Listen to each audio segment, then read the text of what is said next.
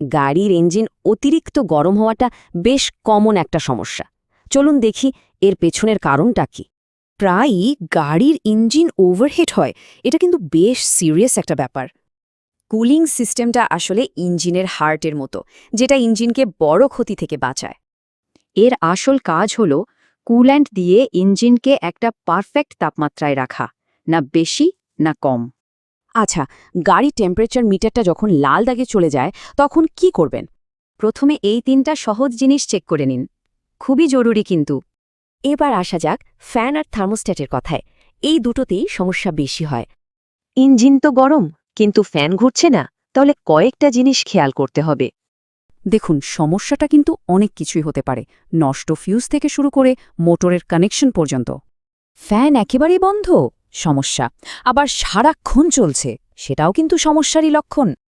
আর thermostat, এই ছোট্ট পার্টসটা কিন্তু তাপমাত্রা কন্ট্রোলে বিশাল একটা কাজ করে।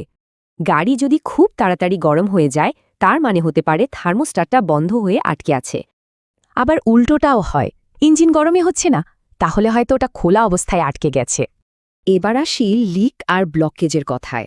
কুলেন্ট কমে গেলেও কিন্তু ইঞ্জিন গরম হবে। কুলেন্ট লিক হওয়ার জন্য সবচেয়ে কমন জায়গা হলো এগুলোই, একটু খেয়াল করলেই দেখা যায়। গাড়ির নিচে যদি মিষ্টি গন্ধওয়ালা সবুজ বা গোলাপি রঙের কিছু দেখেন, নিশ্চিত থাকুন লিক হয়েছে। আর সাইলেন্সার দিয়ে সাদা ধোঁয়া, মানে হেড গ্যাসকেট গেছে, এটা খুবই সিরিয়াস। অনেক দিন ধরে কুল্যান্ট না পাল্টালে বা ময়লা জমলেও কিন্তু রেডিয়েটর জ্যাম হয়ে যায়। তো এত সব সমস্যার সমাধান কি? চলুন এবার সেটাই দেখি। দেখুন, কিছু কাজ নিজেই করা যায়, কিন্তু হেড গ্যাসকেটের মতো সমস্যায় এক্সপার্ট লাগবেই। তবে সবচেয়ে ভালো উপায় হলো প্রিভেনশন, মানে আগে থেকেই সতর্ক থাকা। ইঞ্জিন ভালো রাখতে চাইলে এই সহজ কয়েকটা নিয়ম মেনে চলতেই হবে।